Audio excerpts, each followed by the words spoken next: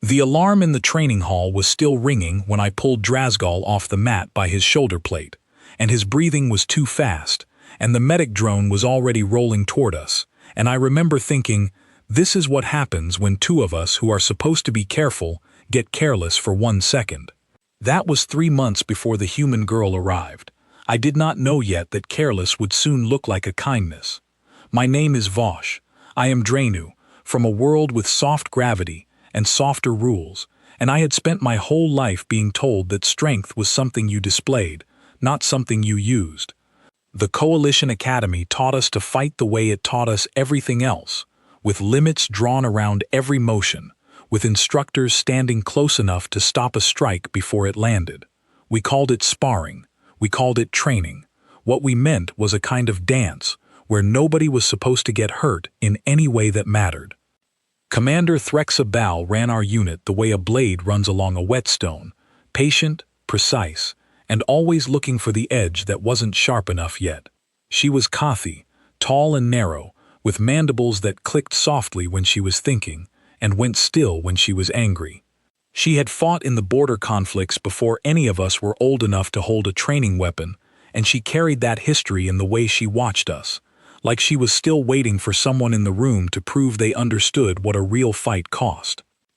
The morning the transfer notice came through, I was cleaning gear in the equipment bay with Ketsil, a Vorun recruit built like a small mountain, when the notice pinged on every screen in the compound at once. New recruit, species, human, origin, restricted colony world, classification Delta, extreme. Ketsil read it twice and then laughed, a low rumble that shook dust off the shelf above him. A human, he said. I heard they are small. I heard their bones break if you look at them too hard. I did not know much more than he did.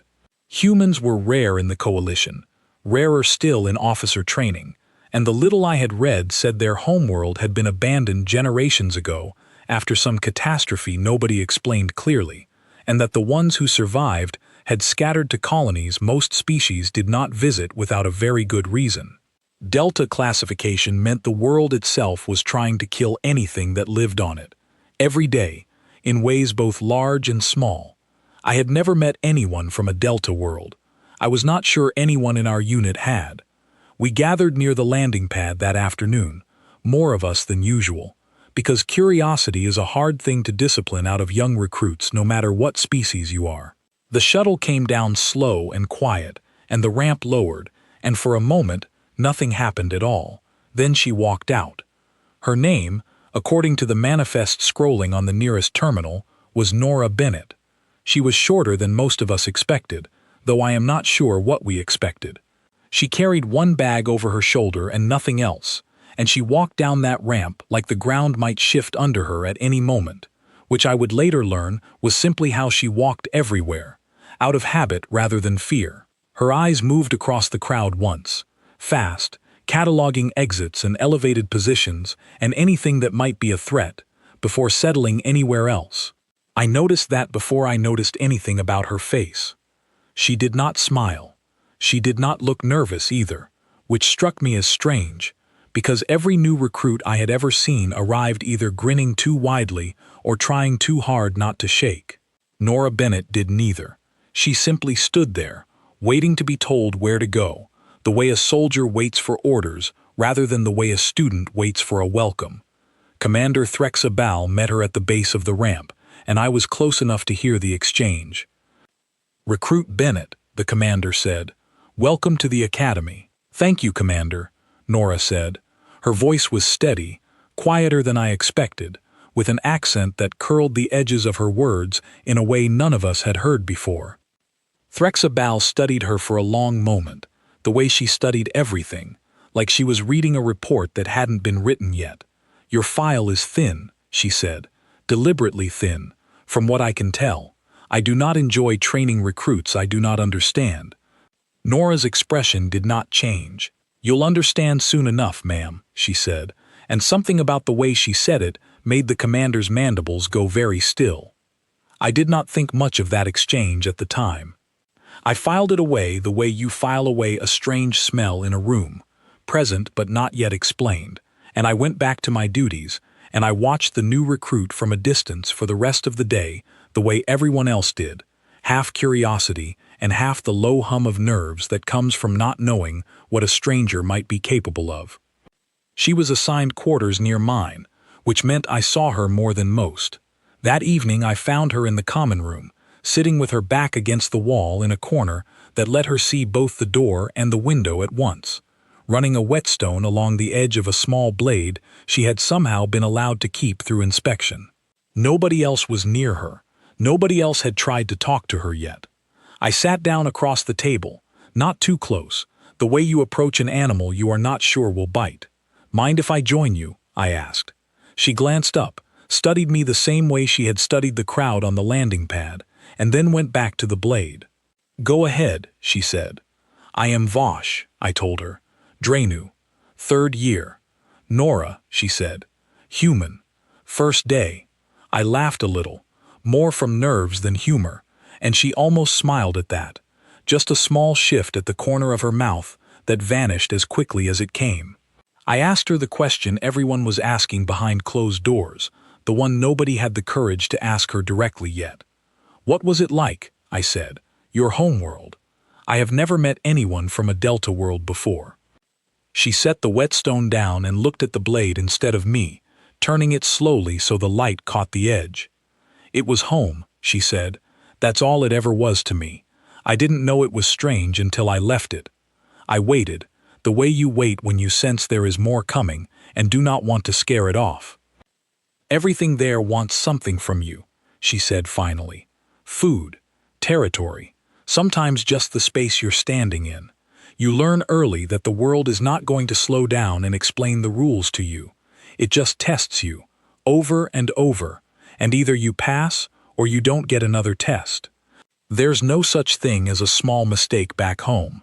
Every mistake is the last one, until you learn not to make them." I did not know what to say to that, so I said nothing, and she seemed to appreciate the silence more than she would have appreciated sympathy. After a moment she asked me about the academy instead, what the instructors were like, what to expect from training, and I told her everything I knew, the schedules, the rankings, the way sparring worked, the safety protocols layered over every exercise like padding wrapped around a blade. She listened carefully, nodding at the right moments, asking sharp, precise questions that made me realize she was building a picture of this place the same way she had probably once built a picture of every dangerous corner of her own world, piece by piece, until nothing about it could surprise her. I told her about Commander Threxabal's standing order, the phrase every recruit heard before every sparring match, the one that had become almost a joke among us because it sounded so fierce and meant, in practice, so little. "No mercy," I said, doing my best impression of the commander's flat, clipped delivery. "Full commitment. This is not practice, it is a rehearsal.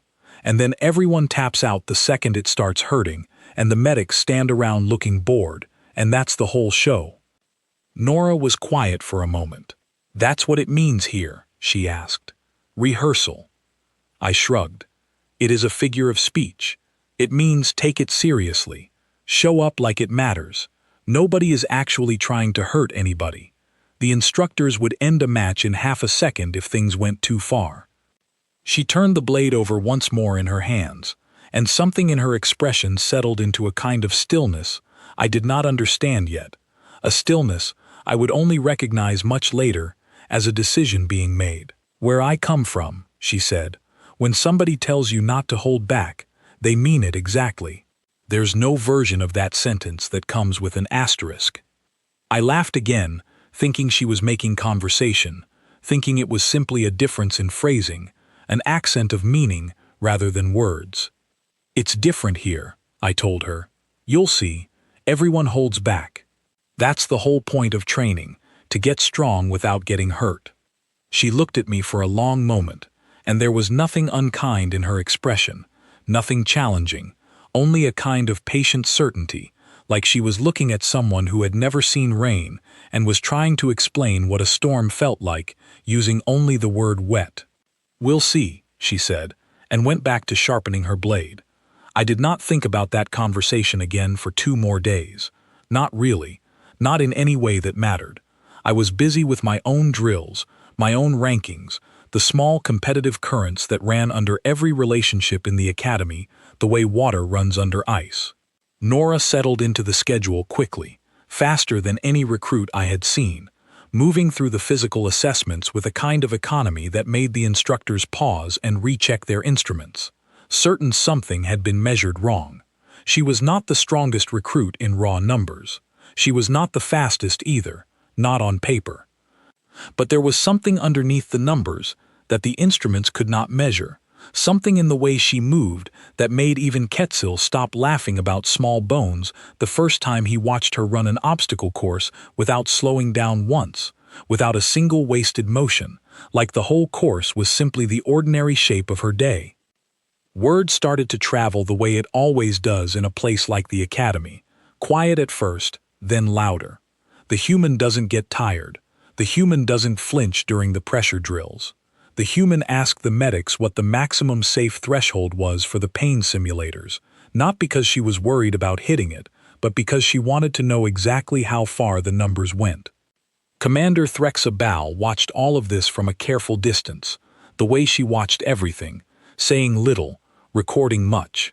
I saw her review Nora's assessment scores twice in 1 week, standing alone in the observation deck long after the other officers had gone, her mandibles clicking softly in that thinking rhythm I had learned to recognize. On the 5th day, the training roster went up on the board outside the main hall, the way it did every week, names paired against names for the sparring session that would open the next morning's session. I scanned it out of habit, checking my own match first, and then I saw it, and something in my chest went very still. Bennett, in versus Drazgal. Drazgal was a Vorun, 3rd year like me, built with the kind of dense, layered muscle his species carried like armor, nearly 3 times Nora's mass by any reasonable estimate. He had a reputation in the sparring ring, not for cruelty, but for a certain heavy inevitability, the sense that once he had you in a hold, there was very little left to do but wait for the tap. He was not unkind. He simply won, over and over, the way weather wins against anything standing in an open field. I found Quetzal at dinner and told him the pairing, and he made a low sound that was somewhere between a laugh and a wince. "That is not a fair match," he said. "I know," I told him. "Someone should say something to the commander." I glanced across the hall to where Nora sat, alone as always, eating with the same careful, unhurried economy she brought to everything else, her eyes moving once around the room and then settling, satisfied, back on her tray. She did not look like someone who needed anyone to say anything to anyone on her behalf. "I do not think that will be necessary," I said, though I was not entirely sure why I said it, only that something in the way she had spoken 2 nights earlier, about mercy, and asterisks, and worlds that did not slow down to explain themselves, had lodged itself somewhere in my thoughts and had not left since. That night I lay awake longer than usual, listening to the quiet hum of the compound systems cycling through their evening routines, and I thought about the standing order the way I had never really thought about it before. No mercy, full commitment. This is not practice, it is a rehearsal. I had said the words to Nora as a joke, as a piece of academy color, the kind of phrase you repeat so many times it stops meaning anything at all. I wondered, lying there in the dark, whether anyone had ever told her the truth about how far to take it, and whether it would have mattered even if they had. I thought about the stillness in her eyes when she talked about her homeworld, the way she had turned that small blade over and over in her hands like it was an old friend rather than a weapon. I thought about the phrase she had used. No version of that sentence comes with an asterisk, and for the first time, it did not sound like an accent of meaning to me. It sounded like a warning I had been too comfortable to hear properly. Tomorrow, I thought, we are going to find out exactly what she meant. I did not sleep well after that. I do not think, looking back, that I was the only one in the compound who didn't.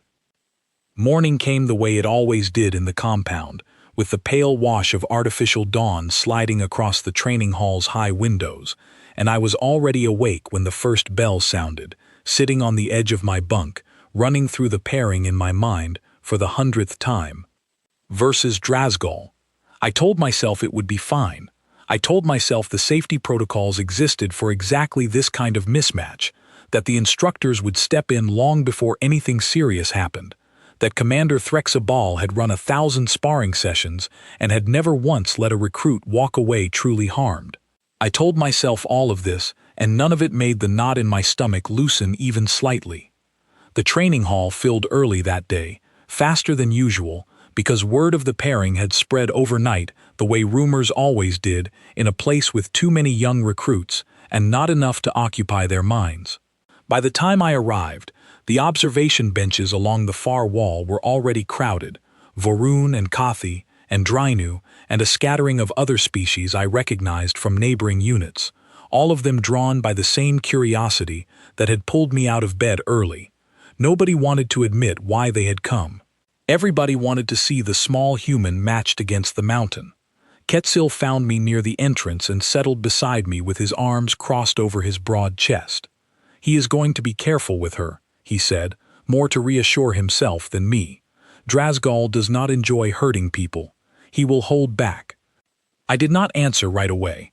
I was watching Nora across the hall, standing near the equipment racks, going through a set of stretches with the same quiet, unhurried focus she brought to everything, her eyes closed, her breathing slow and even, as if the crowd gathering around her did not exist at all. She had changed into training gear that morning, simple and close-fitting, nothing like the layered padding most recruits wore into the ring, and I remember thinking, distantly, that she looked underprepared, that someone should have told her to armor up properly before stepping in against someone Drasgal's size.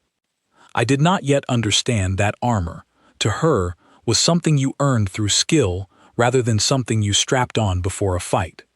Commander Threxabal entered the hall precisely on schedule, the way she always did, and the low murmur of conversation dropped away almost instantly, the way it always did in her presence.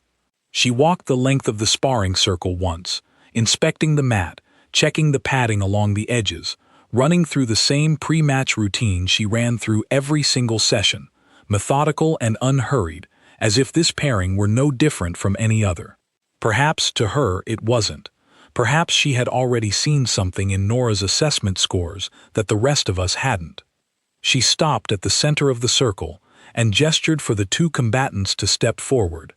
Drasgal moved first, rolling his shoulders, cracking the thick plates of muscle along his neck, looking entirely at ease, the way a much larger creature looks at ease before an opponent it does not consider a genuine threat. He was not being arrogant, not exactly. He simply had no reason yet to expect anything else. Nora walked to the edge of the circle and stopped there, waiting, her hands loose at her sides, her weight settled evenly on both feet, in a stance I did not recognize from any of the Academy's standard forms. I noticed, for the first time, that her eyes had already found every edge of the mat, every gap in the crowd, the exact distance to the nearest wall, cataloging the space the way she had cataloged the landing pad on her first day, the way I suspected she cataloged every room she ever walked into. Commander Threxabal raised one hand for silence, though the hall was already silent, and delivered the standing order the way she delivered it before every match, in that same flat, clipped rhythm we had all heard so many times it had become background noise, words worn smooth by repetition. "No mercy," she said. "Full commitment. This is not practice, it is a rehearsal." I watched Nora's face when the words landed. There was no surprise in it, no hesitation, only a small, quiet settling, like something inside her had simply confirmed what she already expected to hear, the same stillness I had seen the night she turned that blade over and over in her hands. The commander stepped back. "Begin," she said. For the first 2 seconds nothing happened. Drasgal advanced the way he always advanced, unhurried, confident, closing the distance with the kind of heavy, deliberate steps that had ended 100 matches before this one, his hands rising into a grappling position built to end things quickly and decisively. He was not trying to hurt her. I want to be clear about that. He was simply doing what he always did, applying steady, overwhelming pressure until the smaller opponent had no choice but to submit. Nora did not retreat. She did not advance either, not in any way that looked like aggression. She simply moved, a small shift of her weight, a turn of her hips, and Drazgal's leading hand closed on empty air where her shoulder had been a moment before. He adjusted, recalculating, and came again, and again she was not quite where he expected her to be. Not through speed exactly, though she was fast, but through something else, some deeper understanding of exactly where his weight was going to be before he committed it there. The crowd's murmur began to shift, curiosity sharpening into something closer to tension. I heard Quetzal beside me mutter something under his breath, half admiration, half disbelief. Drazgal changed his approach, planting his feet wider, lowering his center, committing to a full grapple instead of a quick grab, the kind of hold that had ended every match he had ever fought once it locked into place. He surged forward, and for one terrible moment I thought it was over, that his arms had closed around her, that the match would end the way every match against him ended, quickly and without much drama. It did not end that way.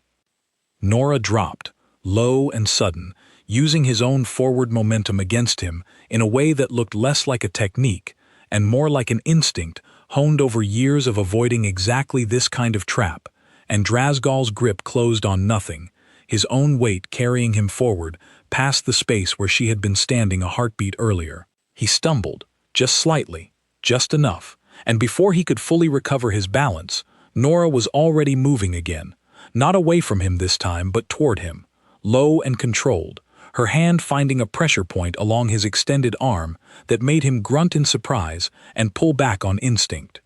The crowd had gone almost completely silent now, the kind of silence that comes not from boredom but from the sudden, collective realization that everyone is watching something they do not fully understand yet. I glanced at Commander Threxa Ball.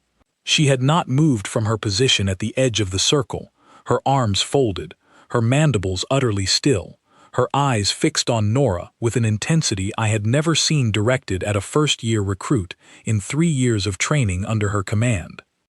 Drazgal recovered his footing and reassessed, and I could see something shift in his posture, the easy confidence draining out of it, replaced by a wary focus he had probably never needed against a training partner before. He was no longer simply going through the motions of a match he expected to win easily. He was, for the first time since the bout began, actually fighting. He came at her again, faster this time, more careful, feinting once before committing to a real grab, and Nora met the feint without falling for it, her body already turning, already reading the true attack a fraction of a second before it arrived. I found myself leaning forward on the bench without realizing I had moved, my hands gripping the edge of the seat, my breath caught somewhere in my chest. What struck me most, watching her, was not her speed, though she was fast, and not her strength, though she generated far more force than her size suggested she should. What struck me was the economy of everything she did. She wasted nothing. Every motion served 2 or 3 purposes at once, closing an opening while creating another, defending while setting up the next exchange, moving always toward a position of advantage rather than simply reacting to whatever Drazgal threw at her. It did not look like sparring. It did not look like a drill practiced under careful supervision with an instructor standing close enough to intervene. It looked like something else entirely, something older and colder, the kind of movement you only develop when the cost of moving wrong is not a bruise or a tap-out, but something you do not get to walk away from. I thought of what she had told me 2 nights before, sitting in the corner of the common room with her back against the wall. Every mistake is the last one, until you learn not to make them. I understood, watching her now, that this was not a story she had told me to make herself sound interesting. It was simply the truth of how she had learned to move, and she was showing us all of it, right there, in the middle of our careful, padded, closely supervised sparring circle. Drazgal tried one more time to close the distance the way he always had, trusting his mass, trusting the weight advantage that had never failed him before, and this time Nora let him come closer than she had allowed before, closer than seemed wise, close enough that the crowd gasped audibly, certain the match was about to end the way everyone had originally expected. Instead, at the last possible instant, she pivoted inside his reach rather than away from it, using the small gap he had left between his extended arms and his center of mass, and I lost track of the exact sequence of what happened next. It moved too fast for me to follow cleanly, but I understood the result well enough. Drazgal's own momentum carried him past her and down, his balance gone entirely, and Nora was already behind him, already dropping her weight, already converting his fall into something controlled rather than accidental. He hit the mat hard enough that the sound of it echoed off the high windows, and before the crowd had even finished reacting to the impact, Nora had him pinned, one arm secured behind his back at an angle that made him go very still, his face pressed against the mat, his breathing fast and sharp. The hall had gone completely silent. I looked at Drazgal's face, what I could see of it, and what I saw there was not pain, not exactly, though I imagined there was some discomfort in the hold she had him in. What I saw was something closer to genuine surprise, the particular kind of surprise that comes from realizing, all at once, that the entire shape of a fight you thought you understood had been wrong from the very first moment. Nobody called the match. I glanced again at Commander Threxa Ball, expecting her to step forward, to end things the way she always ended things, with a calm word and a raised hand and the quiet reassurance that everything had proceeded exactly according to protocol. She did not move. She stood at the edge of the circle, arms still folded, watching Nora with an expression I had never seen on her before, something between recognition and quiet calculation, as if she were reading a report she had suspected existed for a long time and was only now finally seeing confirmed. The silence stretched on, long enough that I became aware of my own heartbeat, loud in my ears, long enough that I understood, somewhere in the back of my mind, that whatever I thought I knew about the standing order, about no mercy and full commitment and rehearsals that were not practice, had just been rewritten in front of the entire hall by a recruit who had simply taken the words at their most literal meaning from the very first time she heard them. It was Drazgal who broke the silence, not the commander. He tapped the mat twice with his free hand, the universal signal every recruit learned in their first week, and the sound of it seemed to snap the entire hall out of whatever trance it had fallen into. Nora released the hold instantly, smoothly, stepping back and away with the same careful economy she had shown throughout the entire match, giving him room to breathe, to sit up, to gather himself without anyone crowding in around him.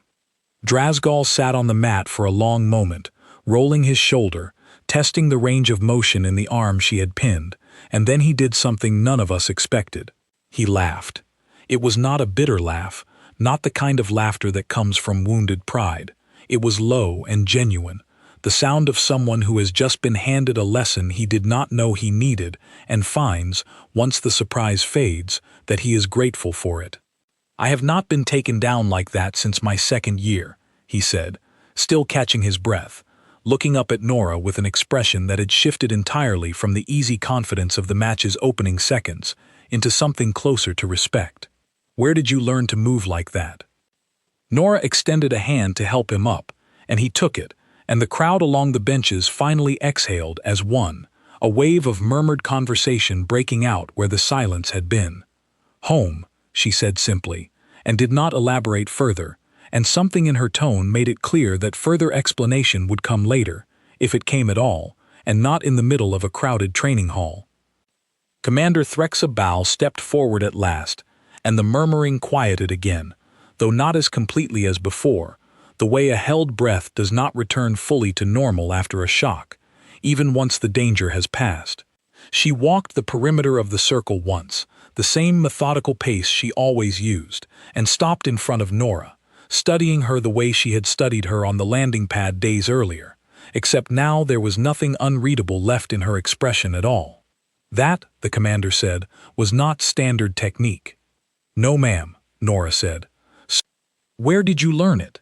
Nora hesitated, the first hesitation I had seen from her since she arrived, and I understood, watching her, that this was not a question she found difficult because the answer was unclear, but because the answer was long and painful in ways that were not easy to compress into a single sentence for an audience of strangers. "Necessity, ma'am," she said finally. Threxa Bal held her gaze for a long moment, mandibles clicking softly, and then turned to address the rest of the hall, her voice carrying easily across the silence. "This match is concluded," she announced. "Bennett wins by submission." She turned back to Nora before the murmuring could rise again. "My office, after evening drills. I want a proper conversation, not the summary in your file." "Yes, ma'am," Nora said.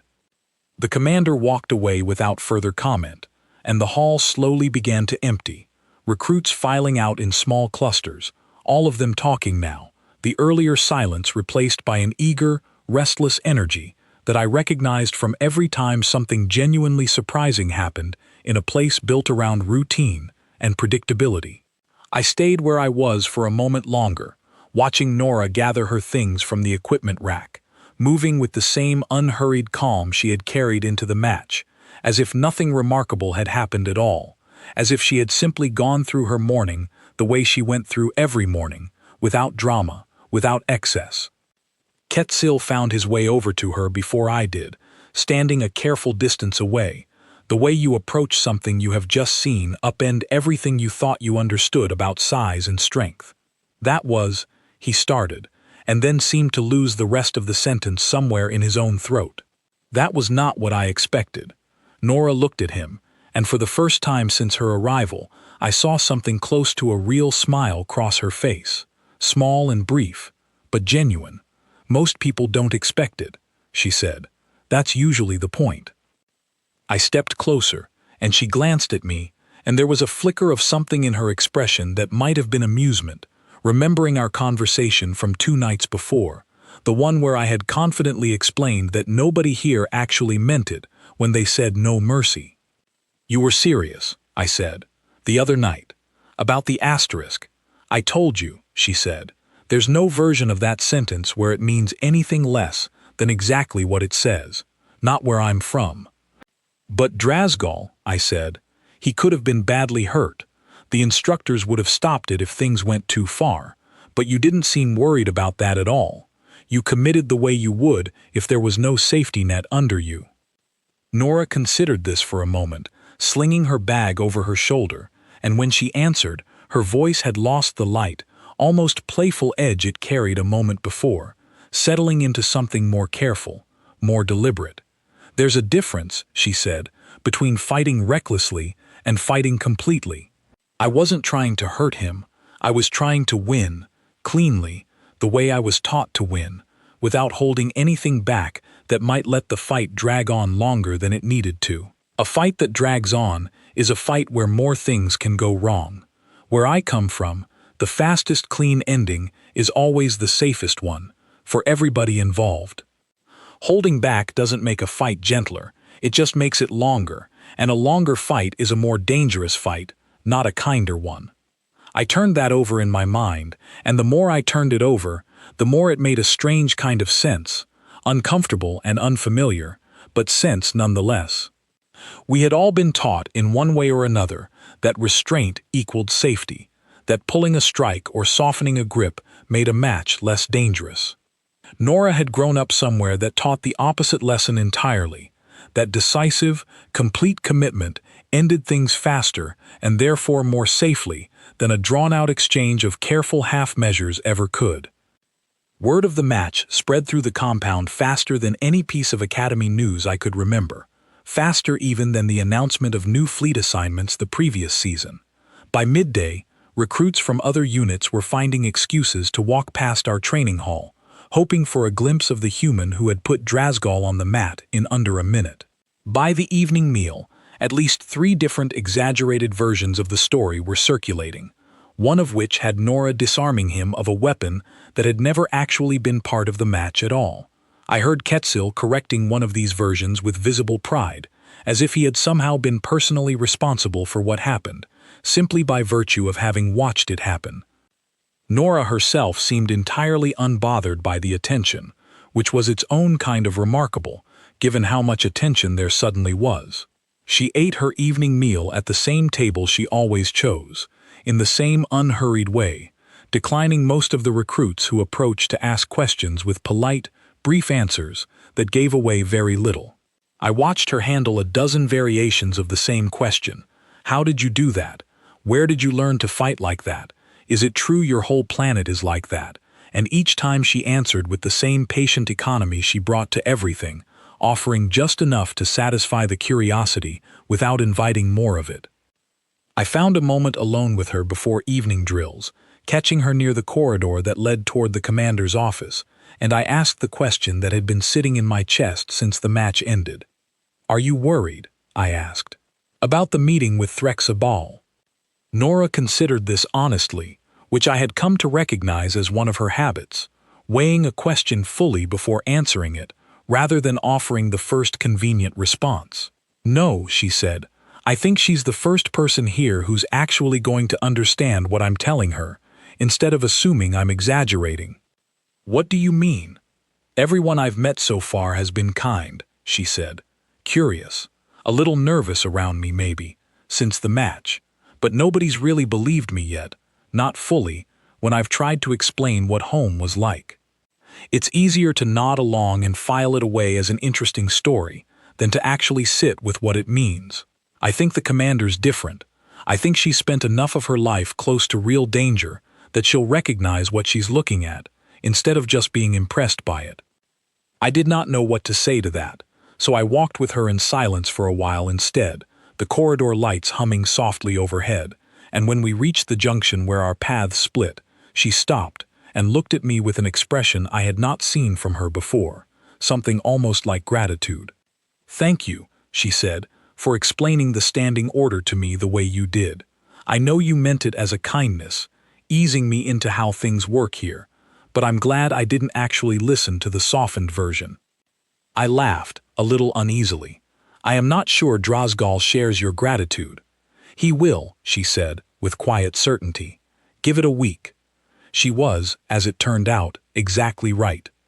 Over the following days, Drozgal began seeking her out during open training hours, not with any resentment in his manner, but with genuine curiosity, asking her to walk him through the sequence that had ended their match, studying the small adjustments in weight and timing that had made the difference between his usual dominant grapple and the sudden reversal that had put him on the mat. Nora obliged him patiently, breaking the movements down into pieces he could practice, and within a few sessions I noticed something shifting in the way Drozgal carried himself in the ring, a new wariness layered over his old confidence, a new appreciation for the idea that mass and strength alone did not guarantee an outcome. But it was the change in Commander Threxa Ball that interested me more. In the days that followed, she began attending more of our sparring sessions in person rather than reviewing the recordings afterward, standing at the edge of the circle with her arms folded, watching every match with the same close attention she had given Nora's bout against Drozgal. She started asking sharper questions during our debriefs, pushing us to explain not just what technique we had used, but why, what we had been thinking in the half-second before we committed to a movement, what we would have done differently if the stakes had been higher than a tap-out and a bruised ego. It was not that she treated the rest of us differently because of Nora. It was something subtler than that, a shift in the standard she seemed to be measuring all of us against, as if she had been given a new reference point for what full commitment actually looked like, and had decided none of us, herself included, had been living up to the words of her own standing order quite as fully as she had assumed.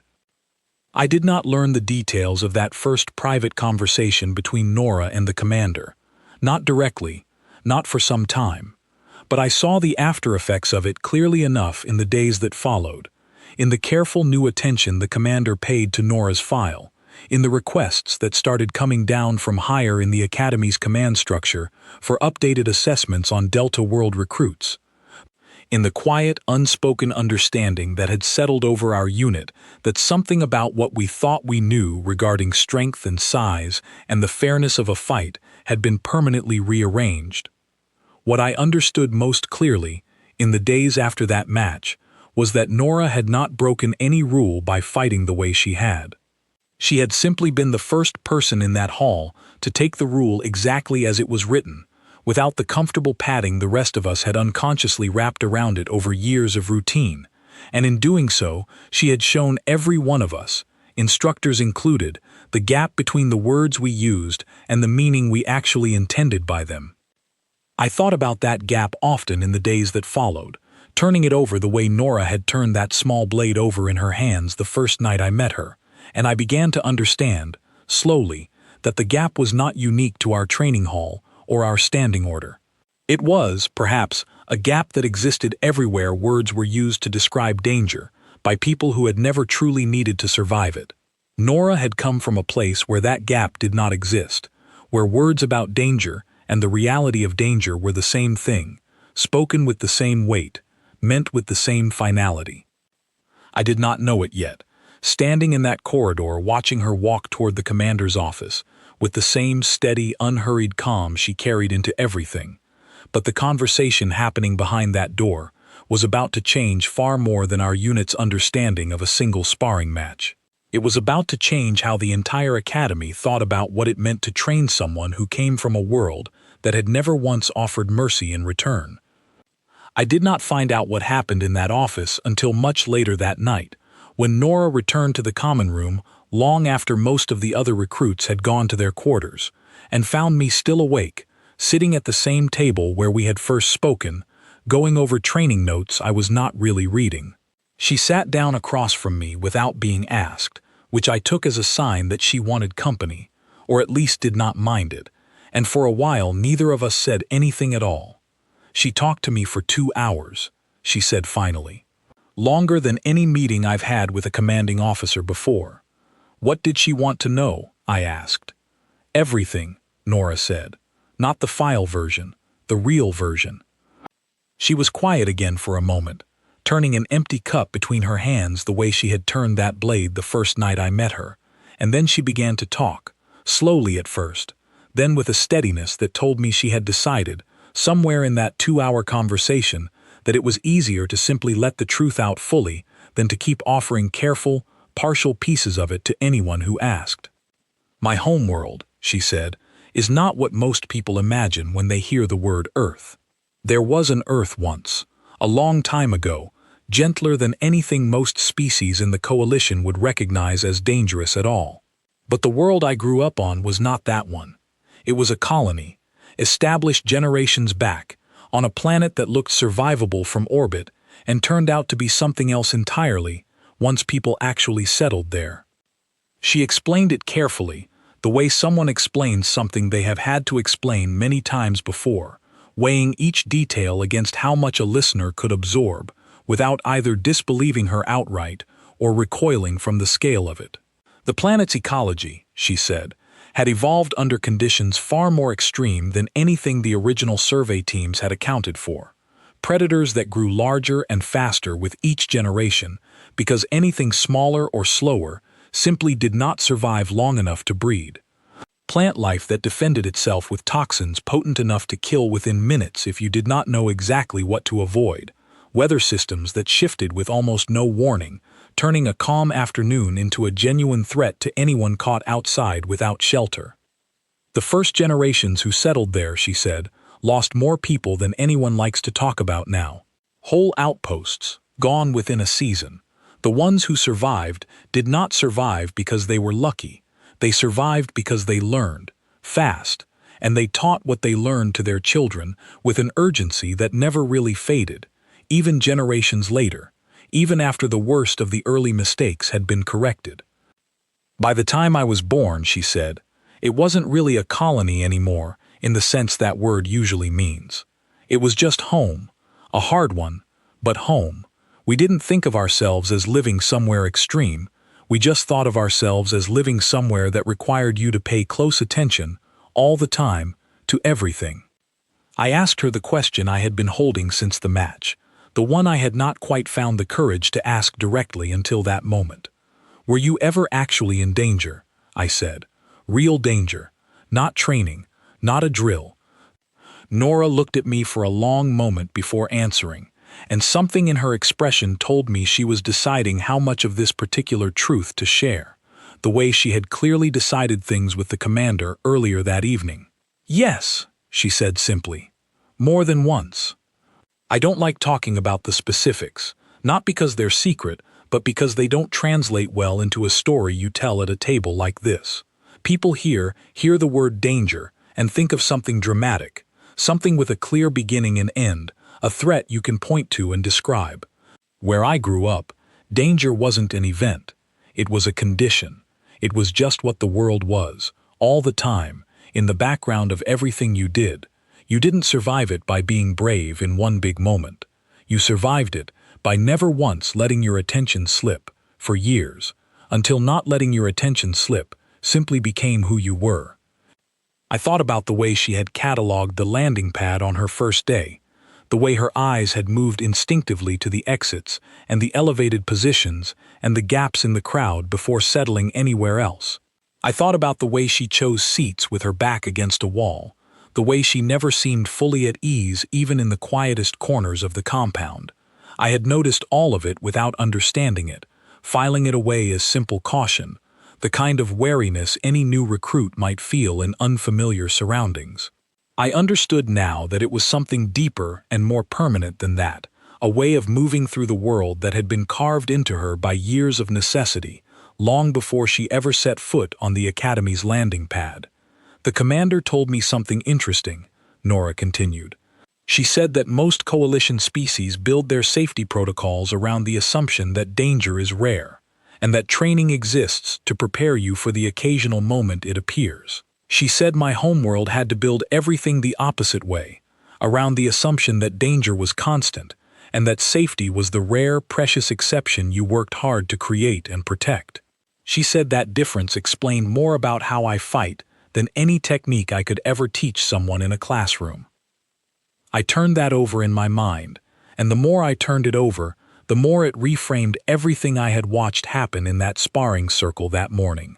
Drasgal had approached the match the way every recruit in our unit approached every match, treating danger as something contained within the ring, something bounded by rules and instructors and the comfortable certainty that nothing truly bad would be allowed to happen. Nora had approached it the way she had likely approached every moment of her life before arriving here, treating the boundary of the ring as irrelevant, treating the standing order as a simple, literal description of what was required of her, because in her experience, that was the only kind of description that had ever kept her alive. Over the following days, this understanding spread slowly through our unit, not through any formal announcement, but through the kind of quiet, cumulative shift that happens when enough people start comparing notes and reaching the same conclusion independently. Quetzal, who had laughed at the idea of a human with fragile bones on the very first day, became one of Nora's most enthusiastic training partners, spending hours with her working through the mechanics of her movements, trying, with limited success, to internalize even a fraction of the instinctive economy she brought to every exchange. I asked him once, watching them train together, whether he resented how thoroughly she had upended what he thought he understood about size and strength. Resented, he said, sounding genuinely puzzled by the question. Why would I resent learning something true? I spent 3 years assuming mass alone was enough to win a fight. She showed me, in less than a minute, that it isn't. That's not an insult. That's a gift, if you're smart enough to take it as one. Commander Threxabal, for her part, began incorporating small adjustments into our broader training schedule. Subtle at first, then more deliberate as the weeks went on. She started running sparring sessions with less padding on the outer edges of the ring, forcing us to think more carefully about controlling the space around us, rather than relying on the safety margin the padding had always provided. She began asking, in every debrief, not just what technique had been used, but what would happen if the match had continued past the point where a tap-out ended it, forcing us to think through consequences most of us had never seriously considered before. She did not do this to make our training crueler, and I want to be clear about that, because it would have been easy to read her changes that way in the early days, when several recruits grumbled quietly about the new intensity. She was not trying to recreate the conditions of Nora's homeworld inside our compound. She was, I came to understand, trying to close the gap between the words of the standing order and the meaning most of us had allowed ourselves to forget, lived inside them, the gap Nora had exposed simply by refusing to acknowledge it existed in the first place. I want to be fair to what came before, too. The safety protocols the Academy had built over generations existed for good reasons, protecting recruits from species with wildly different physiologies, different tolerances, different limits that could not always be predicted in advance. Nobody, not even Nora, argued that those protocols should be abandoned. What changed was subtler than that, a recalibration of intention rather than a removal of safeguards, a collective decision to bring the spirit of our training a little closer to the letter of the words we had always used to describe it.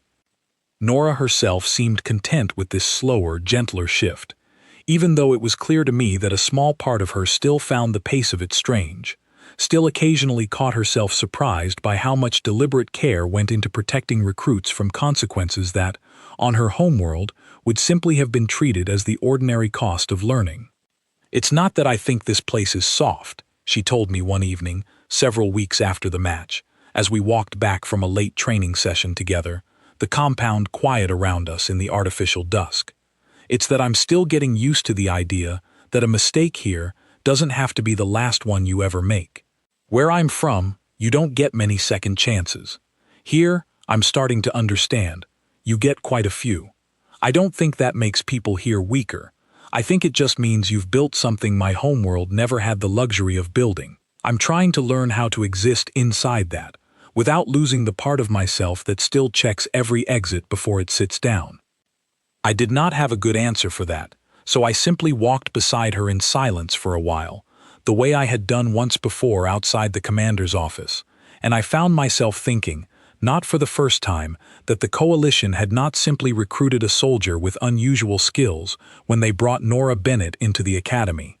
They had recruited someone who understood, more completely than any of us, exactly what the words we used every day actually cost when they were spoken by people who meant them fully, and I suspected, even then, that this understanding was going to matter far beyond the walls of our training hall before long. News of what had happened in our training hall did not stay contained to our unit for long. I do not know exactly how word travels between commanders in the academy, whether it moves through formal reports or the same informal channels of gossip that move between recruits, but within 2 weeks, officers from other units had begun requesting permission to observe our sparring sessions directly, standing along the back wall of the hall with the same careful, evaluating attention Commander Threxa Bal had shown from the very first day. At first, this made Nora visibly uncomfortable, in the small, controlled way she showed discomfort about anything, a slight tightening around her eyes, a habit of positioning herself so she could see every observer at once rather than letting any of them stand behind her. "I don't like being watched like a specimen," she admitted to me one evening, after a session where at least 6 visiting officers had crowded the observation area. "I understand why they're curious, I just don't love being the reason for it." I told her, honestly, that I thought the curiosity would fade once the novelty did, and for a while it seemed like I might be right.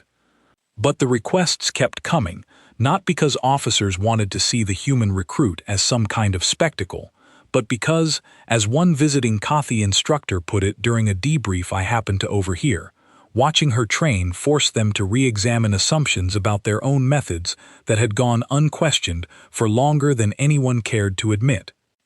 The most significant change came nearly 2 months after the match against Drasgal, when the Academy announced a new evaluation exercise for all officer candidates in their final training phase, a joint sparring tournament that would bring together the top recruits from every unit on the compound, judged not by instructors standing ready to intervene at the first sign of difficulty, but by a panel that included, for the first time in the Academy's history, a representative specifically tasked with evaluating whether each recruit's approach reflected genuine, complete commitment rather than the comfortable, padded version most of us had grown up practicing. Commander Threxa Bal called our unit together the morning the announcement went out, and I remember the particular quality of her voice as she read through the details, a kind of quiet satisfaction I had rarely heard from her before. "This tournament exists," she told us, "because of a conversation that started in this hall 2 months ago. I want you to understand that clearly. It is not punishment. It is not an attempt to make your training harsher for its own sake. It is an attempt to close a gap this unit discovered by accident, a gap between what we have always said we expected of you and what we have actually allowed ourselves to accept. I expect every one of you to take that seriously." I glanced at Nora during this speech, and she was watching the commander with an expression I had not seen from her before, something that looked almost like pride, though whether it was pride in herself for having caused this shift, or pride in the academy for being willing to actually change, I could not tell, and I suspect it was some careful mixture of both. The weeks leading up to the tournament were unlike any training period I had experienced before. Every session carried a new intensity, not because the instructors had suddenly become careless with our safety, but because we had all, collectively, stopped treating the standing order as a formality, to be acknowledged and then quietly set aside. I found myself sparring harder than I ever had, thinking more carefully about consequences, pushing myself to close distances and commit to techniques I would once have hesitated over, worried about hurting a training partner in ways the old padded version of our training had never required me to worry about. Quetzal, training beside me most days, seemed to relish the change entirely. "I feel like I am actually learning something now," he told me one afternoon, breathing hard after a session that had left both of us thoroughly exhausted in a way our earlier training rarely had. "Before, I think I was learning how to look like I knew how to fight. Now I am learning how to actually fight. There is a difference, and I did not understand how large it was until she showed us." Nora herself trained differently during this period too, though the change in her was subtler, harder to name precisely. She had always brought complete commitment to every match, from the very first day.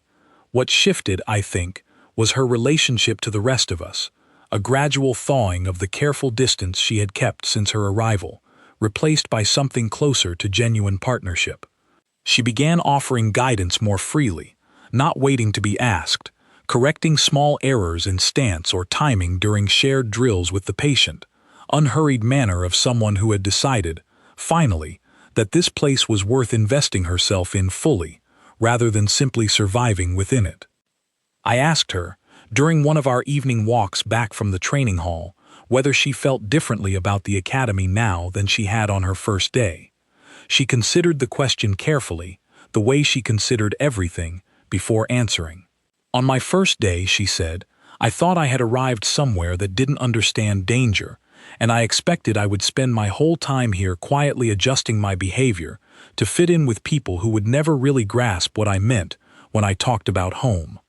I think I was wrong about that, or at least wrong about how permanent it would stay. This place is learning, slowly, and in its own way, but it's learning.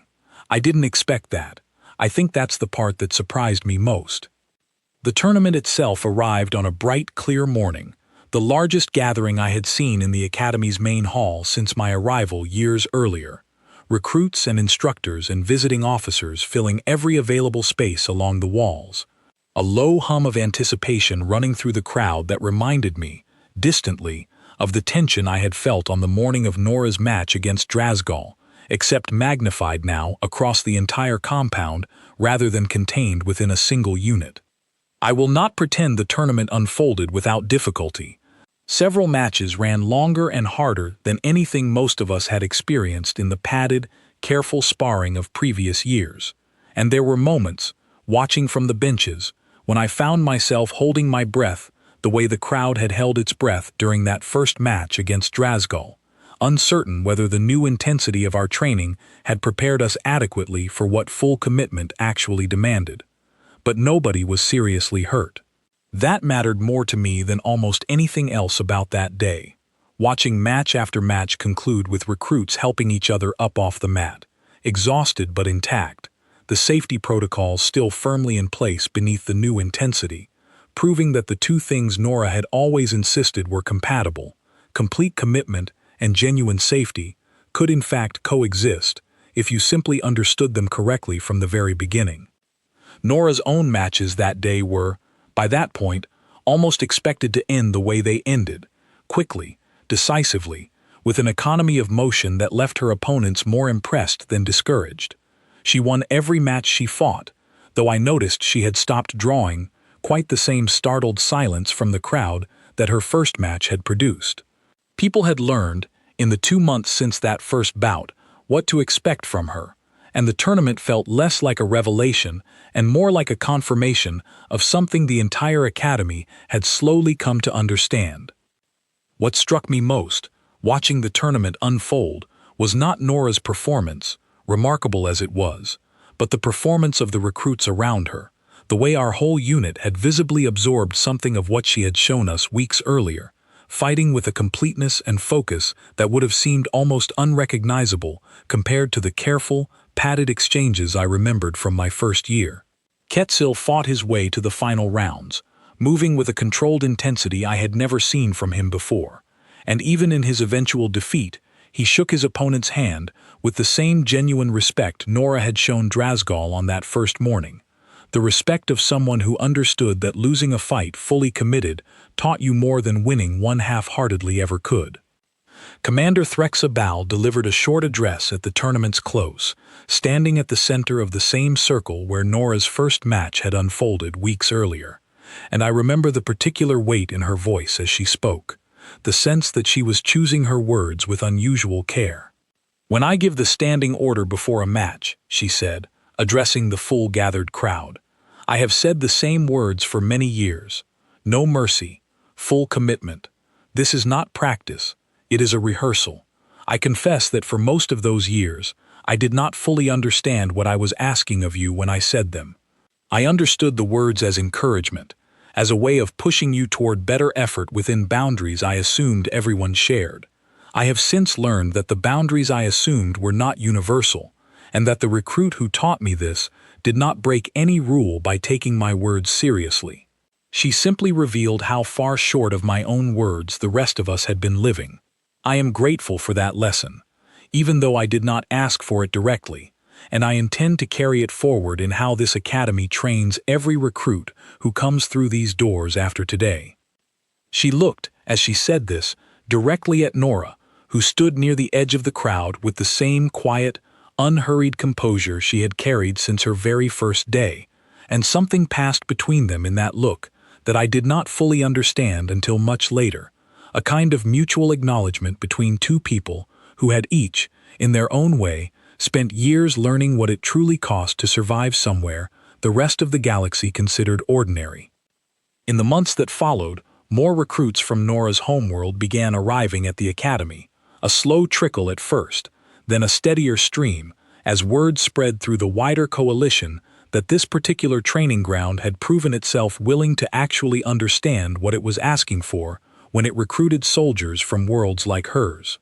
I met several of them eventually, and I noticed, each time, the same watchful stillness Nora had carried on her first day, the same careful cataloging of exits and elevated positions, the same quiet, patient willingness to be underestimated until the moment it mattered. I think often, even now, about that first conversation Nora and I had in the common room, before any of this began, when I explained the standing order to her as a figure of speech, a piece of academy color that nobody actually took at face value. I think about how confidently I told her that everyone here held back, that the whole point of training was to get strong without getting hurt, and I think about the quiet, patient way she told me we would see, without any need to argue the point further, because she already knew, from long experience, that some lessons could not be explained. They could only be shown. I do not know what became of Drasgal's rivalry with the memory of that first match, whether he ever fully closed the gap between his old confidence in his own mass and the new wariness Nora's technique had taught him to carry into every fight since. I do know that he asked to spar against her again, months later, near the end of our training cycle, and that the second match, though closer than the first, ended the same way, with Drasgal tapping the mat and laughing, genuinely, the sound of someone who had learned to find real pleasure in being proven wrong by someone better than himself. I think about Commander Threxabal's face. In the moment she watched that first match end, the recognition that had settled there before any of the rest of us understood what we were witnessing. I think she saw, faster than any of us, that the Academy had not simply recruited a talented fighter when it accepted Nora Bennett into its ranks. It had recruited a reminder, walking and breathing and utterly unbothered by the size of the mountain placed in front of her, that the words we choose to describe danger only mean something when we are willing to live inside their full weight, rather than the comfortable, softened version we allow ourselves to believe we meant all along. I am not from a death world. I never will be, but I carry a small piece of that lesson with me now, into every match, every drill, every quiet moment of training, where it would be easy to let the old habits of comfortable restraint creep back in. When Commander Threxabal gives the standing order before my matches now, I do not hear it as background noise the way I once did.